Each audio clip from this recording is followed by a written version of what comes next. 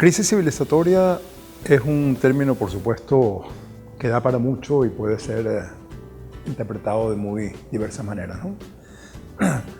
Yo entiendo por crisis civilizatoria el que nos encontremos en un momento de la historia de la humanidad en la cual el modelo civilizatorio de la modernidad, el modelo civilizatorio montado sobre los supuestos de la revolución científica del siglo XVI, sobre la construcción de esta idea antropocéntrica que viene, por supuesto, de muy atrás, de dominarás la tierra, esta idea de conocimiento como poder y control y transformación, esta idea de la felicidad humana montada sobre la noción de que mientras más abundancia material, más felicidad. O sea, toda esa lógica que lleva a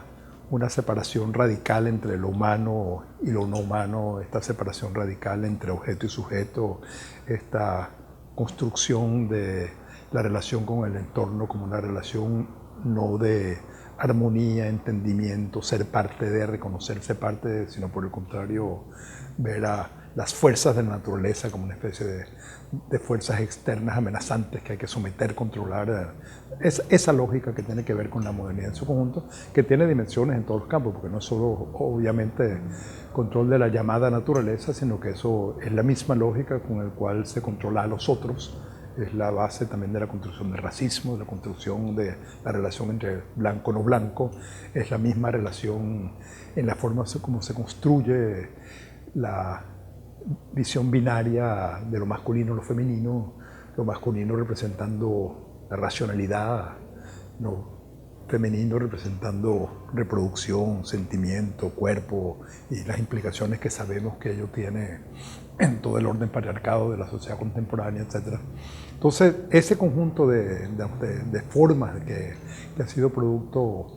algunos que vienen de atrás y fueron reincorporados y reinterpretados, porque obviamente el patriarcado no lo creó la modernidad occidental ni el capitalismo, pero que fue retomado de la historia anterior y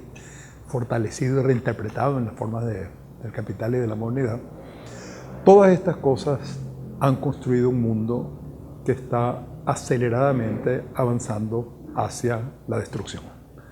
Hoy nos encontramos en un mundo que desde el punto de vista de las relaciones con el entorno está destruyendo sistemáticamente las condiciones que hacen posible la vida en el planeta Tierra. Eso obviamente es no sostenible. Y si uno ve los programas de, yo diría, la totalidad de los gobiernos del planeta, en que reivindican, digamos, su acción política como en términos de cuánto crecimiento económico, por ejemplo, producen, vemos que estamos montados en un mundo en el cual hay una política de avestruz, de negativa total, de reconocimiento de la realidad en cual nos encontramos en términos de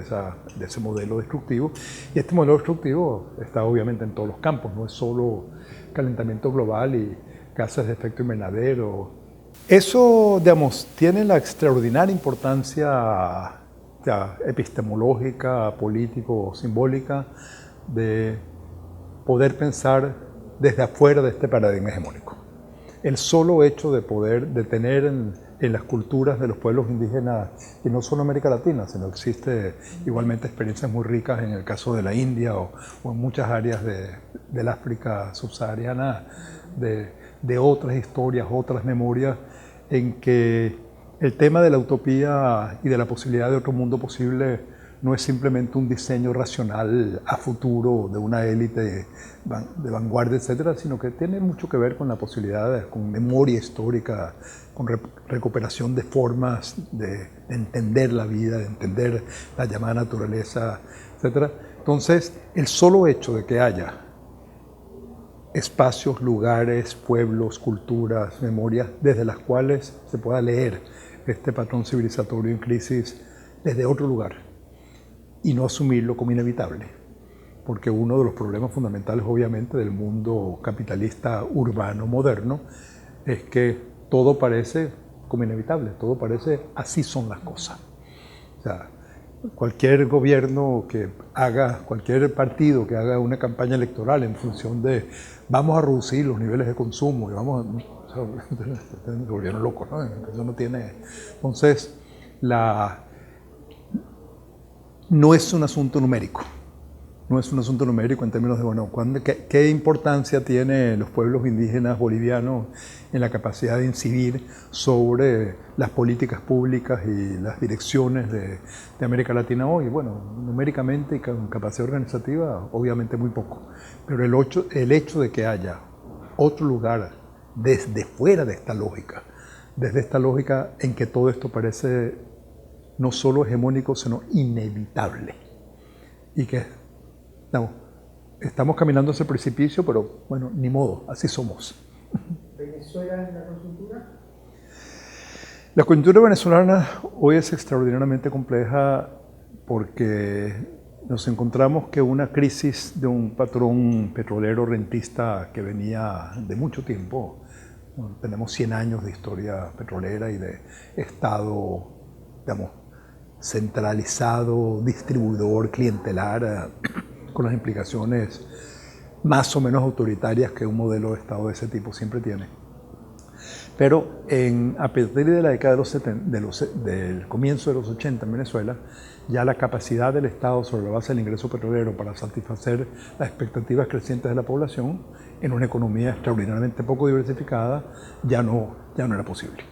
Y comenzó una crisis muy fuerte, una crisis política, económica, que duró durante unos 20 años, hasta que llegó Chávez al poder. Y cuando Chávez llegó al poder, ocurrieron dos asuntos muy importantes que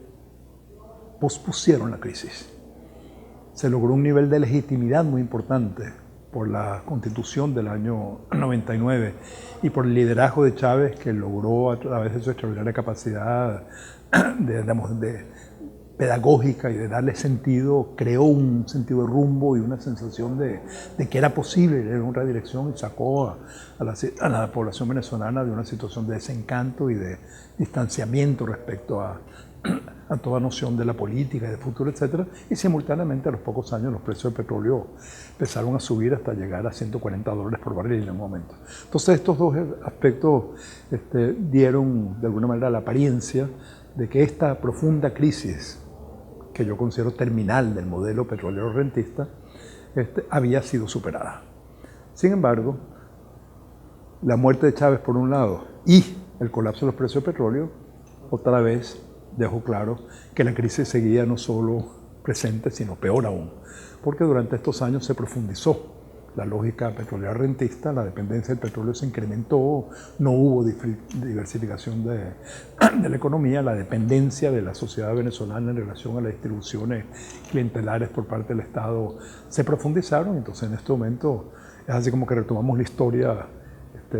de los años anteriores, pero en una situación. Entonces digo esto porque me parece importante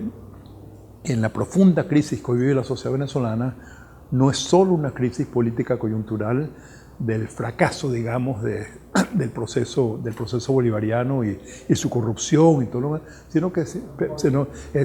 estamos arrastrando una crisis de muy atrás. Esta crisis,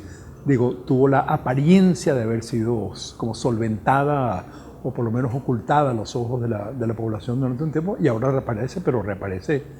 como con venganza, con mucho más fuerza que antes. Y es una crisis estructural profunda de este modelo que por lo tanto no tiene soluciones fáciles, no tiene soluciones de cambio de gobierno, ¿no? Porque es una cosa demasiado estructural, demasiado profunda.